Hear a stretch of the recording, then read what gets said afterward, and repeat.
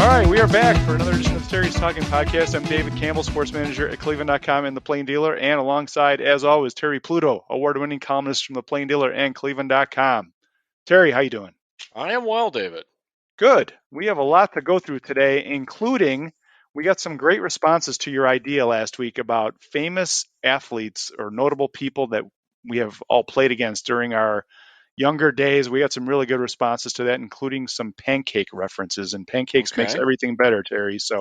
But anyway, let's talk about the Cavaliers, the red hot Cavaliers, 34-22. They're number 4 in the East. They're actually 2 games behind the Sixers right now, and they're only 5 behind the Celtics, who are in first place. That was some game last night in Washington, wasn't it, Terry? Yeah, you put the last 96 minutes together, or the Pacer game and that one. It's extremely impressive. I mean, Washington was without a couple of their guys, but still, we've been banging away on the theme of get the ball to big men, get the ball to big men, and it's amazing what happens when you do that because they shoot a high percentage and it just gets them more involved. I think they're better on defense when they see the ball on offense. You don't have to put as much pressure on your guards to score all the time. So I love the way they defended and moved the ball. It was really just I'm lumping those 2 games together into one long game of how the Cavs should play, and to me that's exciting. And for all the talk about the gnashing of teeth or whatever when they win one, lose one, win one, lose one, as you mentioned, what is it, 5 behind the Celtics now and a couple behind Philadelphia. So, Terry, you mentioned the big men, and there's some Robbie Fenbers who does some Cavs behind the numbers posts. Jared Allen went 10 of 13 from the field last night. Yeah. And it's the 6th time in the last 8 games that he has shot 70% or better. And it's the 4th time in the last 8 games that he shot 75% or better. And he's 5th in the league in shooting percentage with 64.7%. And Robbie's got that all in a post that went up today. But, the Wizards were talking about this after the game last night. It's like job one is putting pressure on Mitchell and Garland, but then you do that and you've got to worry about the pick and roll and all these guys flying down the lane. And this is the best you've seen the Cavs this season. Would you agree with that? Probably in that stretch. Yeah. Now, when we talk about him shooting, 70% or more, last year he shot 68% from the field. I'm talking about Jared Allen. In 2020 and 21, he shot 68% from the field. Exactly, by the way, 6-7-7. So he's never shot as a pro since his second year in the league. The lowest he's ever shot is 61%. So you look at that, and what that tells you is 2 out of 3 times when he shoots the ball, it's probably going to go in because he's very careful when he shoots it and where he shoots it from. What I like, he's using his left hand more. And then, of course, he's a force defensively that, is exciting. And now when you kind of look at some of their stats along those lines, and you look at what Evan Mobley's shooting 55% from the field now. And Jarrett's up to 65%. So you have those two. I mean, Garland's got his shooting percentage up to 46. So it's really been it's been impressive. Actually, Dean Wade is better than I thought at 46%. So I don't want to just overwhelm with numbers, but the idea being that 3 points are better than 2, but what's our line? 2 points are better than none. And also, when you go inside, remember that when Jared Allen misses, he causes such havoc on that end that oftentimes it's an easier lane for another person, probably Mobley or somebody else, to get a rebound. And also, big men draw fouls too, and that helps you. So there's a lot of good things when the big guys shoot and score. But Robin Lopez wanted to be in it. He wants it on the record that he has shot 64% this year. He Mark is. It down. I'm 34 for 53. He'll probably tweet it out. Remember the night that I think that when Donovan Mitchell went for 71, I think he tweeted out he and Mitchell combined for 72 points that night. Yep. A classic tweet. So Terry, during the season, there's always, 3 to 5, kind of a handful of moments that kind of define a season for a team. And I know the Cavs have won 3 in a row now, but Mm-hmm. I'm thinking about that loss to Miami last week. It was 197, but the Cavs played a full 48 minutes against a good team with a deep culture and played defense at a playoff Yep. level and almost won that one. And even though they didn't win, I'm kind of wondering when we get to the end of the season if we're going to look back at that game against the Heat and think that was when things clicked. And What do I you think also about that? that game. Well, you had the Mitchell fight, which is always fun to look at with Memphis. That game also showed them sort of a bit of the fallacy of remember they were relying on the 3-point.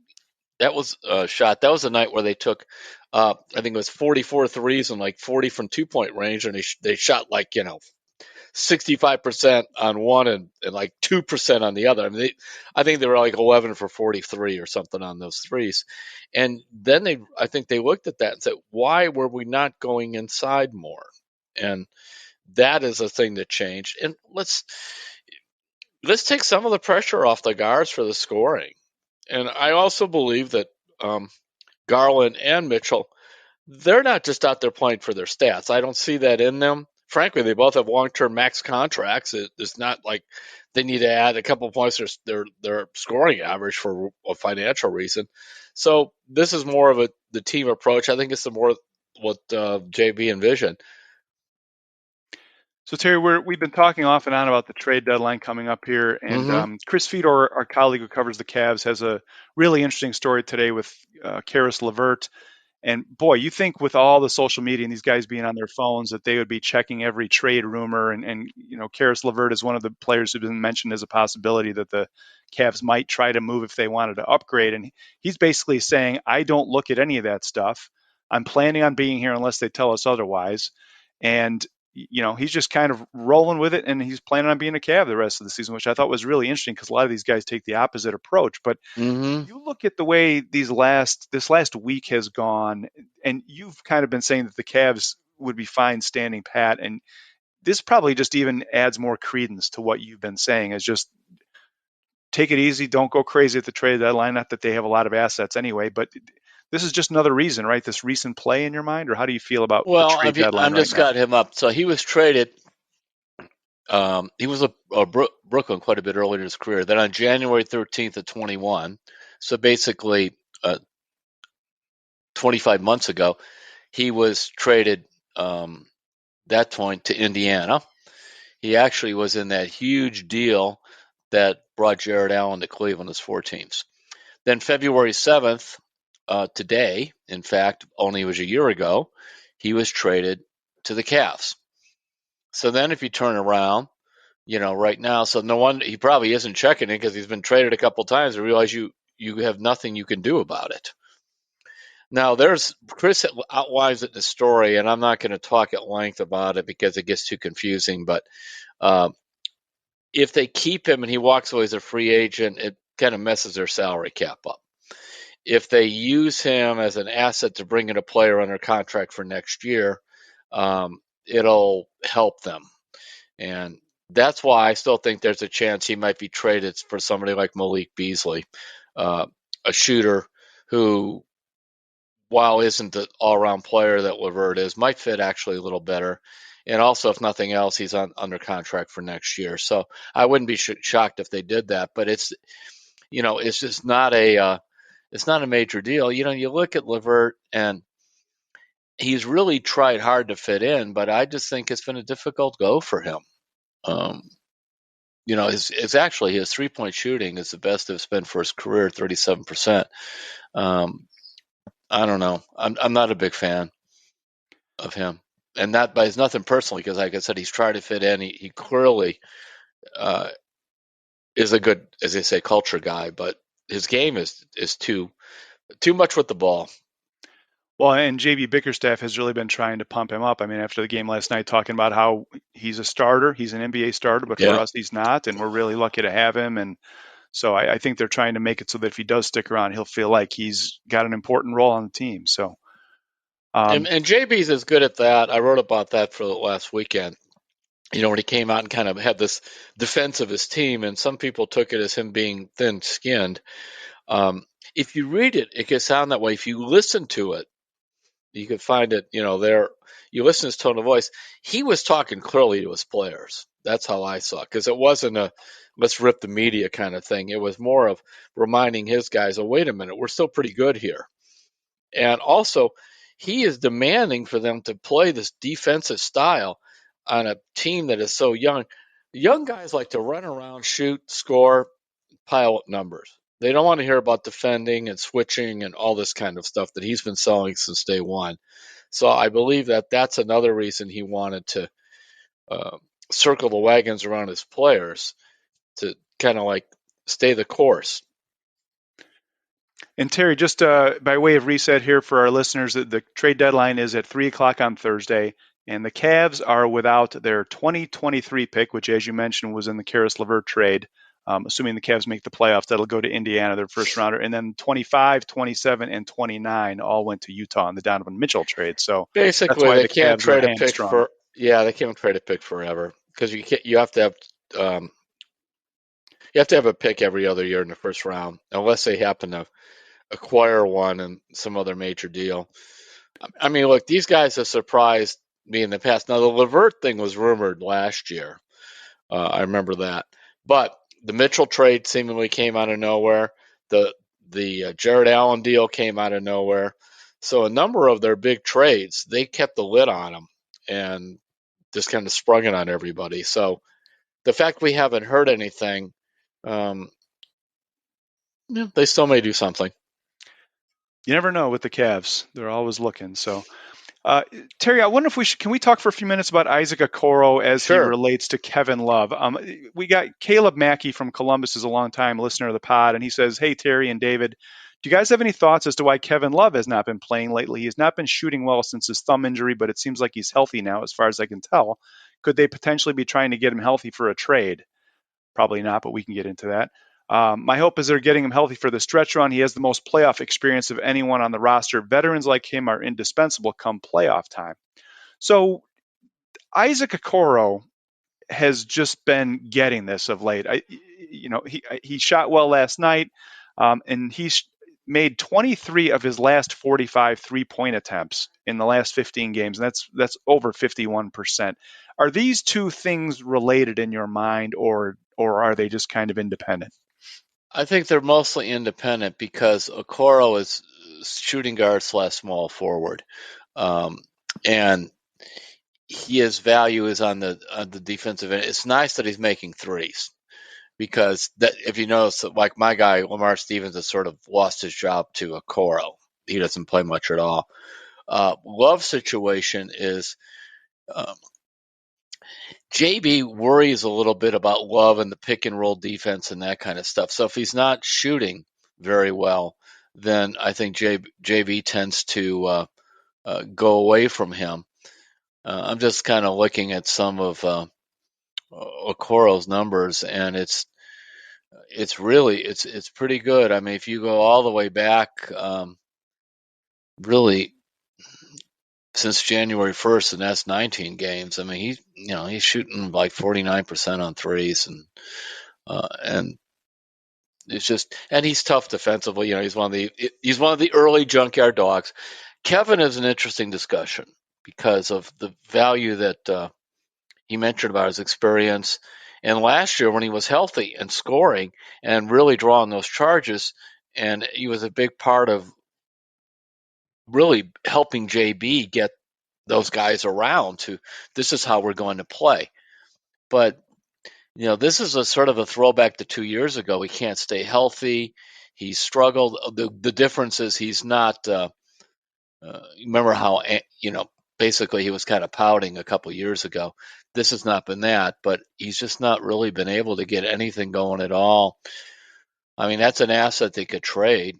You hate when your person is related to an asset, but that's how they talk in the NBA at this point. If somebody wanted to take his contract, I believe it's 28 million, and then turn around and trade the Cavs a player that would fit in for this year or next year. So they did that with Ilgauskas a number of years ago. Remember that? Mm-hmm. And they could do that with Kevin, but I haven't heard anything about Kevin. Brian Windhurst is a good friend of mine in that, and he's not heard anything about Kevin. He's at ESPN. He's more plugged in than I am. Chris has not heard anything about Kevin. He's extremely plugged in with us. So the two basketball writers I trust the most, Fedor and Windhurst, haven't heard anything, and I haven't heard anything. Because I think when you look at the tape, it's not real good right now. Well, and that is a big salary to match. I mean, for Yeah. sending him out of town, and what would you get back? And there'd probably be some more money coming back for something like Oh that. So yeah, it's a you'd have tough, to tough make it fit. like you probably take what they say, quote unquote, a bad contract back, but a guy you kind of liked, um, that sort of stuff. But it's been a hard go for him. I mean, It has, this. and Terry, like Go ahead. we've been talking about with Isaac Okoro making 3-pointers. I mean, one of Kevin Love's real values on the offensive end is helping to space the floor for Yeah. everybody else. And if Isaac Okoro is hitting those corner threes, that is part of what Kevin Love's job description Hmm. is those corner threes. Yeah. So And you're also correct on that. Okoro can get to the rack, like Yeah. he can take the ball to the rim in a way that Kevin Love can't. And you have the defense like you were just talking about. And I think that's why JB's going to him a little bit right All right. now. Since January 1st, Kevin Love is shooting 303 from the field. And basically, that's 23 of 76. And on 3-point range, he's shooting 23%. So he's just not making any shots at all. He's not even going down the low block. Now, maybe that thumb is preventing him from catching the ball, in traffic and scoring. And then he's had the back thing and all that. It's too bad because I was hoping they could have another Love Renaissance year. Because boy, would that be perfect on this team? Because they need the old stretch four, the power forward that makes the long shots. And as you did mention, that Coral's giving them some of that and other things too. So that they really are hoping Dean Wade can be the guy. They're very high on Wade. They thought he was kind of a poor man's Laurie Markkinen. And I go back to the day they traded Markkinen. And Chris Fedor and I were just talking to a couple of the coaches. It was a background talk afterwards. And Sidney Lowe, one of the assistant coaches, was talking to us about that.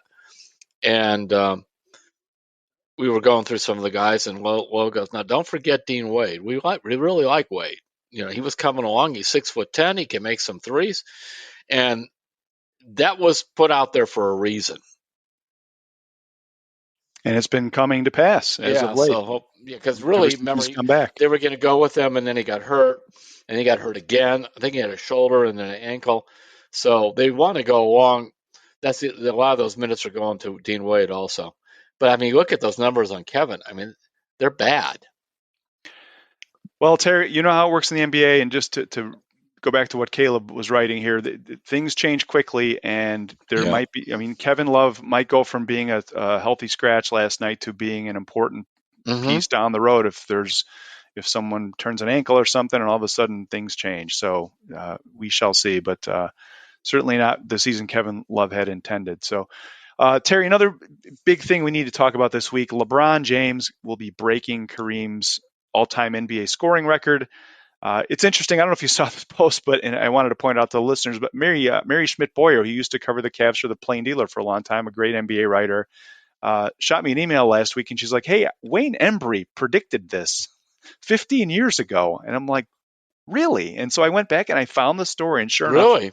15 years ago this week, Wayne Embry, in a story that Mary wrote, predicted that LeBron was someday going to break the record. And here we are 15 years after he said that. Of course, Wayne Embry, longtime general manager for the Cavs and around the NBA and a Hall of Famer. And I just thought that was remarkable. But Yeah. what do you think of LeBron's ascension to the scoring crown this week and any other thoughts you have on LeBron? It's kind of a momentous week in the NBA. Well, I have a long story going up tomorrow talking about my memories of LeBron because, well, I grew up in Cleveland. I've lived in Akron since the middle '80s, and because I was working at the Beacon Journal for years, and I was at the Beacon Journal when he was doing all his stuff at St. Vincent St. Mary's. So I watched the whole ascension of it, and a guy who never cared about winning the scoring title, and he never did, is going to become the all-time leading scorer. Michael Jordan, and I know Phil Jackson mentioned this, and some others. I can't remember who else I talked to with the Bulls. It might have been Jerry Krause or somebody like that. Was that Michael's a great teammate, all that, but he wanted to win that scoring title. So at the end of that regular season, he kind of washed the last month, and if he had to start racking up some 40-point games to make sure he won it, he won it. And so that was the thing that mattered. The only year that as 2008 and 9 is when LeBron won the scoring title, but that was really he just kind of needed to do it that year because the team wasn't very good. I'm looking here. Michael won 1, 2, 3, 4, 5, 6, 7, 8 in a row. Then he went and played only part of a year for baseball, and then he won 3 more in a row. So he won 11 in a row. That is not by accident. The man wanted to win the scoring title. And perhaps he wanted also to, pass Kareem. He didn't get to do that. And here's LeBron, who, he liked to score his 25 or whatever, but that wasn't what he was about. It wasn't what he was about in high school. I mean, think about this. He averaged 28, 29 his last 2 years in high school. He scores 25 in his first NBA game. I mean, what could he have scored in high school? Once in a while, we'd throw in 50 just to show he could do it. But I remember games where they were telling him to shoot more because they were in a tight game against one of these nationally ranked teams. Another time I saw LeBron, they were playing in this tournament in New Jersey, and I forgot where the team was from, probably Los Angeles, but the player on the team was Trevor Ariza, and at that point he was a very hyped high school kid, and he played in the NBA for quite a while, Trevor Ariza. And LeBron, this was one once in a while he'd go out, and he just did it for a half. He went at Trevor Ariza in this showcase game and just destroyed him in the first half. Then Ariza's out warming up for the second half, and I don't know who this person was to Ariza, but he comes down by the court, and it's clearly somebody that knew him, whether it was a relative or something. You stink. You're soft. All that James just all that sort of stuff. And at that point, LeBron's team was up big, and I think he kind of coasted to 35. But he just showed, and Ariza was a broken man, by the way, or a young man at that point, what he could do at different times. One of the few players that, when LeBron really went at him, that didn't back down. There was another game. This is when he was a junior. He played against Oak Hill, and I was at this game, and Carmelo Anthony. Maybe he's either a junior or sophomore year. I forgot which, but he wasn't a senior. They went against Oak Hill, Carmelo Anthony, and they both scored in the middle 30s. It was a great game. Oak Hill won at the end. LeBron missed a jumper that could have won the game for St. Vincent St. Mary.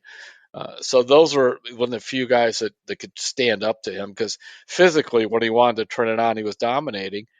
But he had kind of the scoring talent on Michael Jordan in the heart of Magic Johnson. I mean, he really did like getting everybody involved. Yeah, and it's really something, Terry. He's always said, "I'm not a scorer. Like, I'm not a scorer. I'm a player, and I do whatever it takes to win." And here he is, going to be the all-time NBA scoring champion. And by the way, he would never take part in the 3-point, or I'm sorry, well, forget the 3-point, he even belonged there. The slam dunk contest. He just wouldn't. I'm sure he would have won that. And I heard Nike wanted him to do it, but he wouldn't do it because he didn't want to be viewed as just a dunker. But the longevity thing, baseball would be maybe the one. I mean, there's a couple areas. You have Tom Brady, what he did in football, into his 40s. Baseball, there's some players we'd have to go back and kind of look. I cannot think, though, of another pro basketball player at such a high level bearing down on his 40th birthday like LeBron is. Yeah, it's really something. And I wanted to mention this, Terry. Wouldn't this be something? Joe Varden, who works for The Athletic now and used to cover the Cavs for cleveland.com and the Plain Dealer, I saw him reporting today that LeBron has been working on a skyhook with his trainers the last couple of weeks. So wouldn't that be a tribute and kind of very LeBron if he set the record on a skyhook in tribute to Kareem? That would be classic, wouldn't it? It would, David. And on top of that, LeBron was always respectful to former NBA players and those that went before him. I remember him telling me about watching tapes of Julius Erving. He was very interested in that. Well, Michael was his favorite player. In fact, when he was a sophomore, I remember interviewing him, and we got into size. He goes, "I'm 6'6.5," because that's what Michael Jordan was listed as. So, and he had 23 all over, that was on his wall. But even like when LeBron was a freshman, he averaged 20. And he could have averaged more. Maverick Carter was the star of that team, who later became his business manager, and Maverick was a senior. And so those are the things that look LeBron. If you go back and you look at the rearview mirror of his career, Nat, if the worst thing he did was a stupid decision show when he went to Miami, and it was a bad move.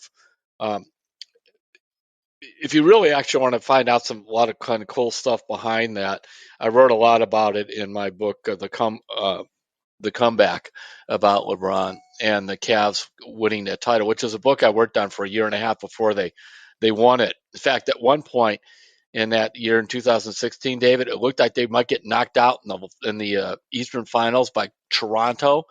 And I was having a discussion with my publisher, David Gray, of like, well, maybe we just ought to hold this thing for another year, because I'm not sure to come back to do that. They came back and they knocked off, I think they were down 2-1 in that, and they knocked off Toronto and then took out Golden State. But there's a lot in there about how the decision thing came about, what he did. But I'm saying, so that's it. In terms of, he said some dumb stuff along the way. When you interviewed all that much for 20 years, you're going to say some dumb things. But overall, it's pretty impressive. And on top of that, the I Promise School, the stuff that he's done here at LeBron James Foundation in Akron is impressive, and it's real, and it takes a lot of attention, not just money, but personal attention from he and his people close to him. Well said, Terry. All right, so it could happen tonight. The Lakers are playing in a 10 o'clock game against Oklahoma City out on the West Coast, so if it happens tonight, it might be late.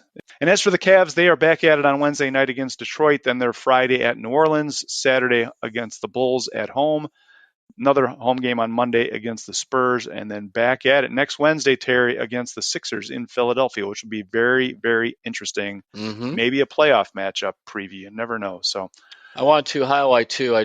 Jimmy Watkins, one of our new writers, wrote a really nice story on talking to people who coached and played against LeBron in high school. It's up on cleveland.com, and I know they're going to be running it in the paper over the weekend. Very worth checking out. All right. Thanks for that, Terry. Hey, let's take a break, right? When we come back, we're going to talk some Guardians. Terry was at the John Adams services, and I also want to get his thoughts on spring training. We have some really fun emails from people. Yeah. Terry had this great idea last week where we started talking about Sean Payton and athletes we'd played against in our younger days, to have people send in some stories of who they played against over the years. So we're going to read some of those. And then we've got some other Hey Terry questions, so we have time. So we'll be right back on Terry's Talkin'. DraftKings Sportsbook, an official sports betting partner of Super Bowl 57, is officially live in Ohio. Now you can legally bet on all your favorite sports anytime and anywhere right here in Ohio with DraftKings. For a limited time, new customers who sign up with code TALKIN, that's TALKIN, and bet $5 or more will receive $200 in bonus bets instantly. DraftKings has the best features, including Super Bowl same-game parlays, player props, and more, with fast and easy payouts right at your fingertips.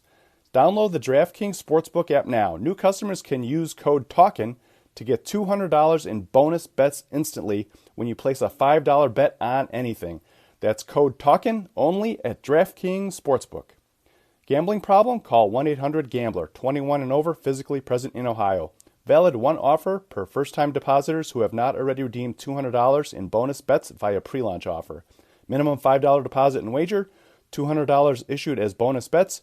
Eligibility restrictions apply. See dkng.co/OH for terms. We're back on Terry's Talkin', David Campbell and Terry Pluto. All right, Terry, a couple of Guardians things to get into. Last week you were honored as a choice to be a pallbearer for John Adams' funeral service, the longtime drummer for the Indians and Guardians. And I thought Paul Hoynes, our colleague, did a wonderful job capturing the kind of the moments of the day. And you were there. Why don't you talk for a minute about just what it was like and what you saw and just the farewell to John Adams? In a lot of ways, it was kind of like how John became a icon, a guy who one day came with a drum to a game. Yes, they had the funeral mass downtown, and they planned a few things. They had bagpipes, but there were people out on the sidewalk just pounding the drum, reverentially, and sort of getting together. His music friends came out, and just to pay tribute to him. I thought Vicky Arita, who was Vicky was and her husband were kind of the people that were helping John, basically the end powers of attorney, close friends to the family, and that, because John had very little family. She gave the eulogy, and one of the things she mentioned was that while John's middle name was Joseph, it should have been volunteer, because John volunteered for things. In fact, this is a little bit of what I ended up doing a faith column about, listening to that, because I was thinking about, first of all, if you're a fan, you actually are a volunteer. You're volunteering to follow whatever team you're volunteering. You're not really paid to do it. And John never was paid by the tribe or the Guardians. He was given free tickets after several years, but he was never paid. And he was known for, teaching classes for disabled, swimming classes for disabled people at Cleveland State, and raising money for all kinds of charity. That was him. He worked at AT&T. So it struck me as John was a volunteer, and there are a lot of the volunteers showed up to pay tribute to him, and it made me feel good. And you know what John did every day, and this struck me when he went out, whether it was to a game, and I remember I visited him in the nursing home a few times. He volunteered to be a nice guy that day. And that's, people say, well, you think volunteering, I've got to go work at a shelter or whatever it is. Yeah, there's that stuff. But sometimes it's like, I'm volunteering not to be a jerk today. And so that's the thing that struck me about John and the funeral and what Vicky said. All right, well, check out Terry's Faith in You column on Saturday and read about all that. And Terry, I think we talked about this last week, just the way he came to the team and to this vocation, as to tie into what you're saying. Mm-hmm. We're probably never going to see anything like it again. I doubt we really won't. And it was just he volunteered, and I think that's really well put. So, all right, Terry, we kind of started talking about Sean Payton and some other notable athletes that we have played against in our past. Did you think of anybody else that you ran across in your playing? Anybody else that humiliated me? No, although I did get fouled in a basketball game, which was actually a controlled scrimmage by Lawrence Boston, who played at Cleveland JFK and then went on to play briefly in the NBA. And he was at John Kennedy High School when I was at Benedictine. And I made both free throws. That's it. It didn't even count. They just had those kind of scrimmages. We were in uniforms. They had the clock, but this is like these whatever things you did before the real high school games counted. And whereupon I was sent back to the junior varsity. Yeah, and mine was I played against Sean Payton in high school in the state football playoffs when I was back in the day. So, but you came up with this wonderful idea. You said we should have people send in stories of when they played with people, and boy, we got some really good ones here. So why don't we spend a few minutes on that, and Okay. I'll run through some of these. This one is from Dan Whitmer, who lives in Akron, and he says, hey, Terry and David, you were asking us to send in stories about sports players we played against. I had the chance to play against C.J. McCollum and Costa Kufos when C.J. was a freshman and Costa was a senior. Of course, Costa played at Ohio State. I played at Green, and they played nearby at Glen Oak. Most people figured Costa was destined for the NBA because he was a 7-footer who was mobile and in high school had a nice shooting touch. No one would have predicted at the time that C.J. would be in the NBA, let alone a perennial borderline all-star. He had great fundamentals, but he must have only been 5 feet tall. I then watched my brother go against CJ and Larry Nance Jr. at Revere. He graduated at the same time as Nance. Nance was also a late bloomer, similar to CJ. It has been an amazing time for people in Northeast Ohio making it to the NBA, and I didn't even mention LeBron. So thanks for that, Dan. And to underline that point, Dave, McCollum went to Lehigh. I believe that was his only Division I grant. And my friend Larry Shiat, who was just named the new coach at Wyoming, came, and Larry Nance Jr. went there. And he said the only other Division I grant at that point that Larry Nance Jr. had was James Madison. So that does show it. Now, there was somebody else, by the way. I had one of those where you look at him, you never believe he'd make the big leagues. But I sat on the bench for those games. We played Collinwood in baseball when I was at Benedictine and sitting on that bench. And Jerry Dubzinski was a shortstop for Collinwood, who ended up going to Cleveland. He was this tall, real skinny kid with glasses, and you would never have guessed. I mean, he was a nice player at Collinwood, but I mean, went to Cleveland State. He just sort of there and ends up being in the big leagues. Yeah, and had a nice career and was a fan favorite here. So you There never you go. know. So, all right, Dan, thanks for that letter. This next one is from Chris Grano. Hope I said your last name right, Chris. He says, I played football for Menor between 1992 and 94. I played mostly special teams and backup outside linebacker. At 5'0" and 100 pounds, I was all heart and hustle. In 1993, we had a scrimmage against Sandusky. I got rotated in at outside linebacker for a series against their first team offensive line, and lo and behold, who am I lining up against? None other than 6'7", 300-pound Orlando Pace. I'm pretty sure he let out a slight chuckle when we lined up. I'd love to say how I used my speed to get around him to sack the QB, but in reality, as I recall, I got pancaked once and otherwise did my best to hold my own. Pancaked by the legendary Mr. Pancakes. So thanks There for you that go. letter, Chris. And Orlando Pace is he's got to be one of the 10 best football players ever to come out of Ohio. You got to think, right, Terry? Oh, yeah. and he survived to talk about it, so that's good. That's right. All right, this next one is from Bruce Ebright from Harrisburg, Pennsylvania. He says, hey, Terry, when my oldest son Daniel was 12 years old, he represented the state of Pennsylvania in a Cooperstown tournament in a Teener League baseball event in 1999. David Price played for Florida, I believe. He had one at bat against him and struck out. Florida ended up winning the tournament. So that's a big name there. Yeah, I would not have the courage to stand in the box against David Price. I'll tell you that. The one that I mentioned was Dave Tobick, who pitched pretty well for the Tigers in relief and threw pretty hard. I still didn't see the 3 pitches he blew by me. They were rumored. It was like a whoosh and a strike from the other mouth of the umpire. I think it just stood there staring at things that I couldn't see that I knew went by. All right, there's the next one. This one is from Stephen Pat. And Steven says, I played a preseason football game against Percy Snow, who was a linebacker for Canton McKinley. I was a receiver at Lake Catholic. I remember the hard tackle on a crossing route I caught. I also played with Scott Schaefer, who was the defensive coordinator at Stanford, Michigan, Syracuse, and head coach at Syracuse in 2013 to 15 in the Lake County Save-A-Site All-Star football game, summer of 1985. He was a QB from Painesville, Riverside, caught a couple passes from him, and we won the game. So, all right, thanks for that one, Steven. And let's see, we'll go down to this one. This one is from Darren Fry. He says, hey, Terry, you asked for honesty, so I have to admit this story belongs to my father and uncle. They'd send you the story, but they've already passed. I heard this story several times as a kid from them. Like everybody in rural Ohio, they played baseball. During the Little League regional playoffs, they went up against Sudden Sam McDowell. They lost 2-1. The only hit off McDowell was a solo home run my uncle hit. He always said it was luck because his eyes were closed.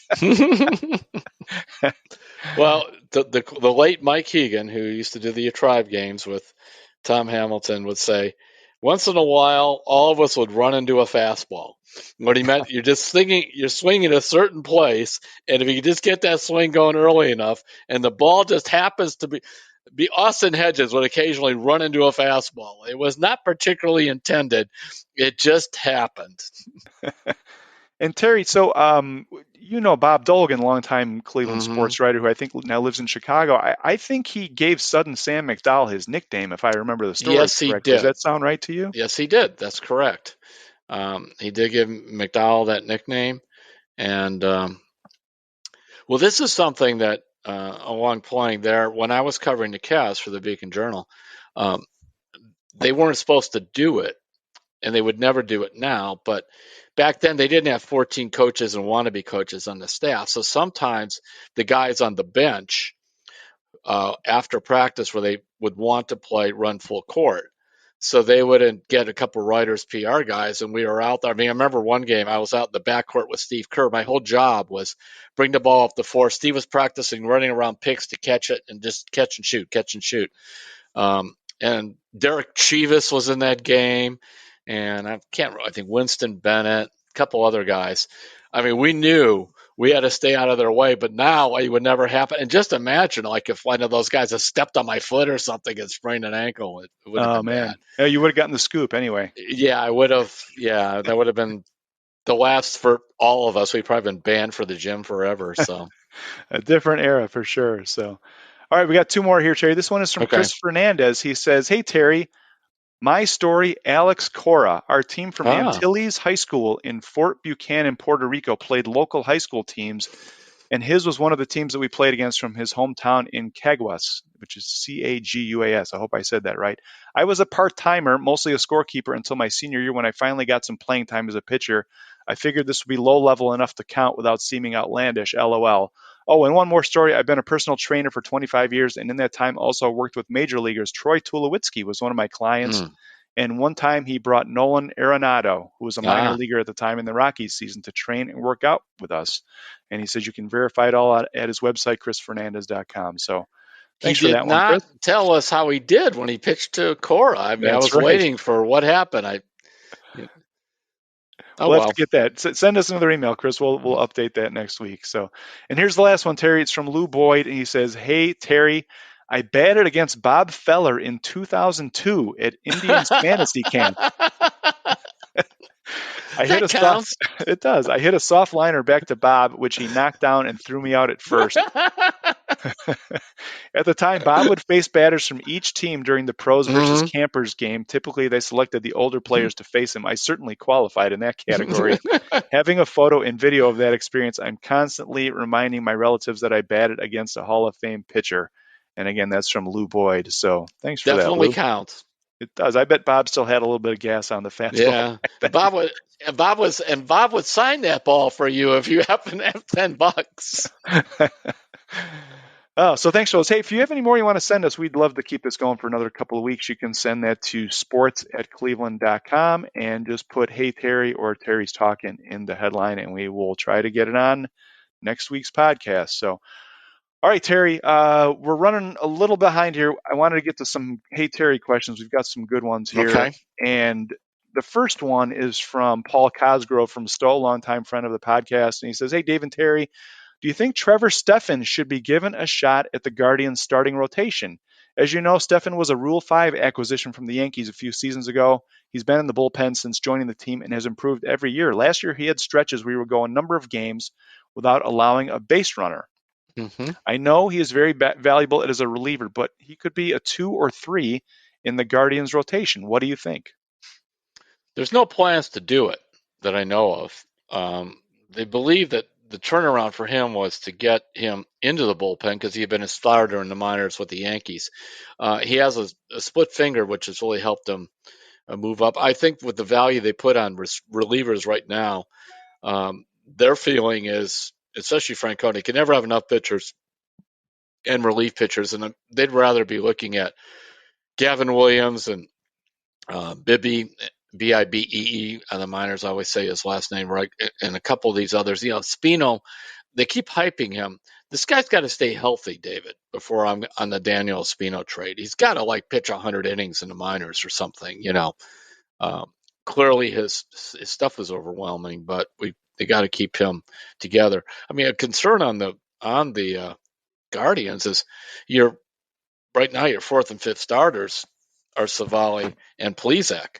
And you look at how they have pitched the last couple of years, it's not very good. In fact, when you look at their record last year, you go, how the heck did they ever win 92 games? I think these guys are 12-20 or something.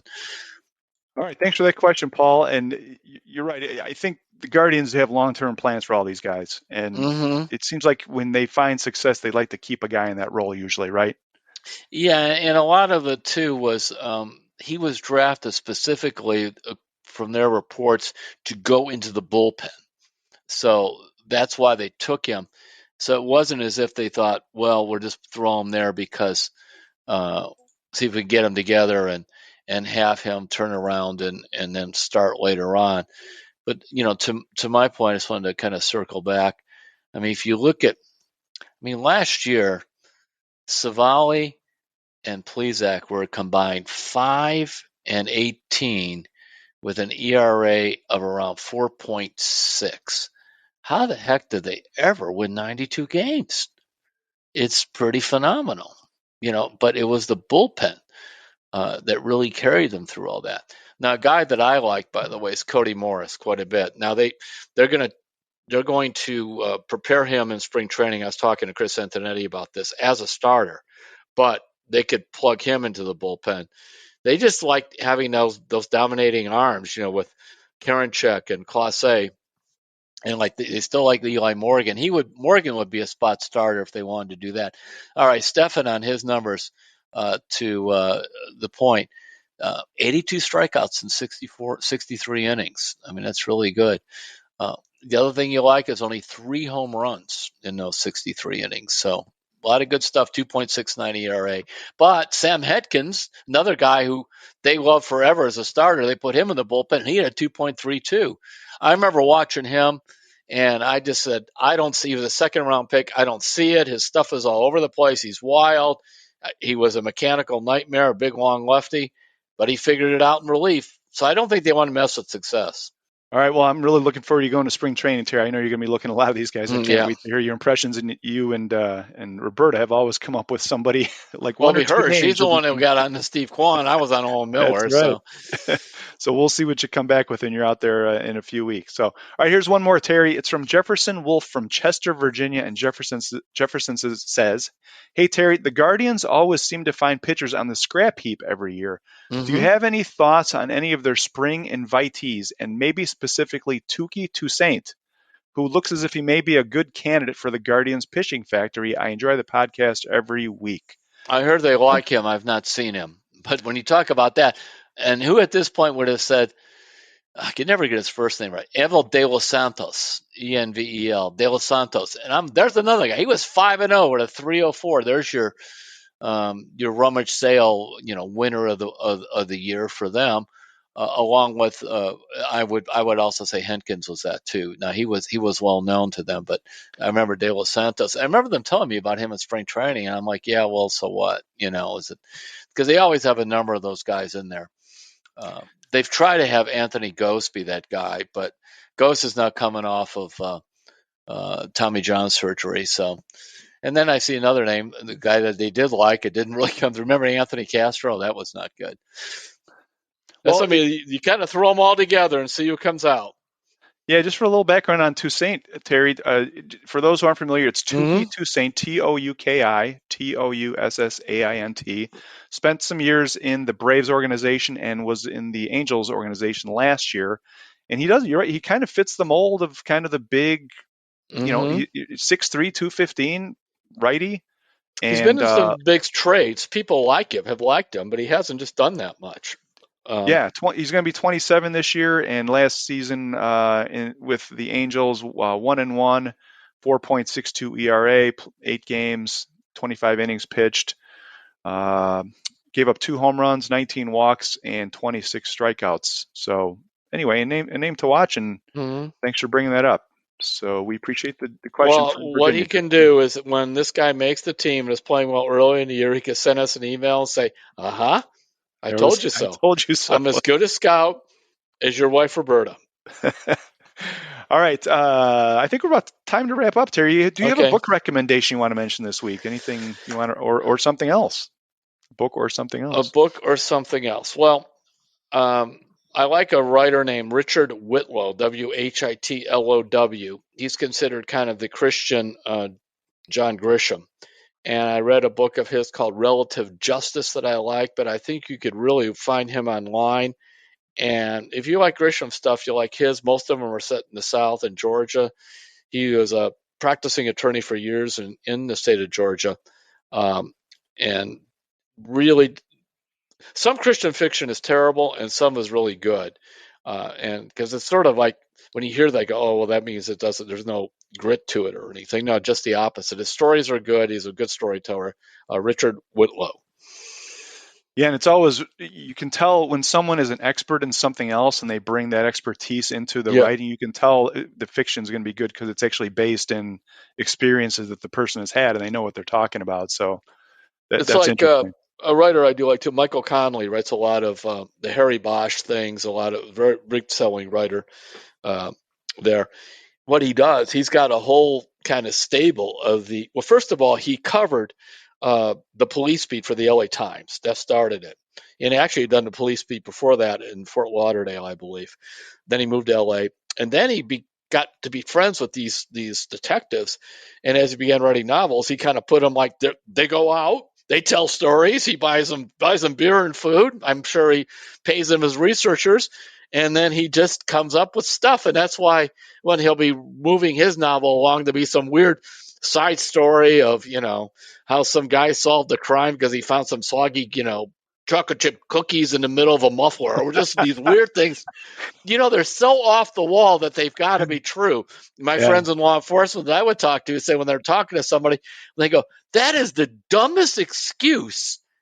Who would think of that? And then they go, he's actually telling the truth because it's so dumb and so off the wall, that maybe it's might right. Actually be true. Yeah, it might actually be true. Dumb enough to be true. All right. Well, thanks for that, Terry. Hey, Terry mentioned the comeback book earlier. If you want to check out any of Terry's books, you can go to terrypluto.com and find that there. And just to give a plug to cleveland.com, we would love to have you subscribe. We need all the help we can get to support journalism. Just the easiest way to do it, and you'll get a lot of cool Brown stuff if you do it this way too, is go to cleveland.com/Browns, click on the blue bar at the top, and you can become a subscriber. You get a Browns newsletter, you get our Browns subtext service where our reporters will text you from out in the field when they're covering stuff. It's a great time to get in with the combine and the draft coming up. So there's 2 plugs. I think that's it, Terry. We done any other things to plug here? We good? That is it for now. We'll see if we have anybody else who got a double off of Nolan Ryan or anything. Yeah, send us some more stories. We'd love to have those. Again, you can send those to sports@cleveland.com. That'll do it for this week. Don't let anybody put chocolate chip cookies in your tailpipe. Yeah. And we will catch you next week on Terry's Talkin'.